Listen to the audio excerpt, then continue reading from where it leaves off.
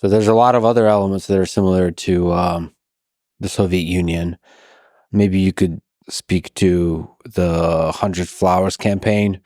The 100 Flowers campaign is a chance for Mao, who has felt that he has lost prestige and lost standing in the party because of the disasters of the Great Leap Forward, to regain some of that momentum. And the whole 100 Flowers campaign, officially titled the Rectification Campaign, to set things right, is still shrouded in mystery. Historians disagree about how to interpret what Mao was actually up to.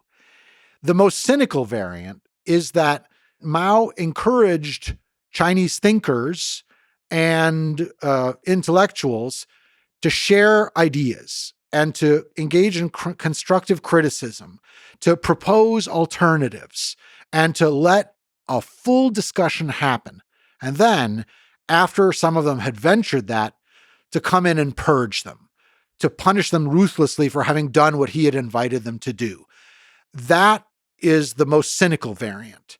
Some historians argue that Mao himself was not prepared for the ideas that he himself had invited into the public square, and that he grew anxious and worried and angry at this without having thought this through in a cynical way to begin with. The end result is the same. The end result is, once again, negative selection, the decimation of those who are most venturesome, those who are most talented and intelligent, are punished relentlessly for that. And just a general culture of censorship and fear and all the same stuff we saw in the Soviet Union. That's right. I mean, think of the impact on officials who are loyal servants of the regime and just want to get along. The message goes out loud and clear. Don't be venturesome. Do not propose reforms. Stick with the tried and true, and that'll be the safe route, even if it ends in, ultimately, stagnation.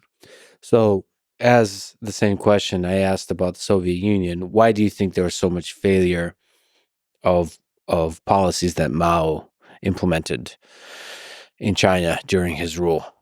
Mao himself had a view of human beings as being, as he put it, beautiful blank pieces of paper upon which one can write new characters.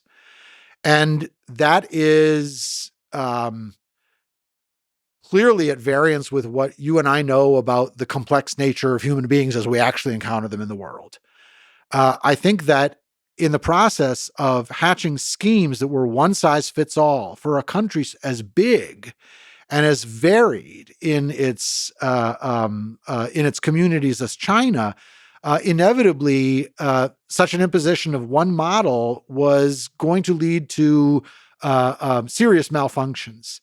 And so much of the, what other episodes in Chinese history had showed, the entrepreneurial capacity, the productive capacity economically of the Chinese people was suppressed by being fitted into these rigid schemes.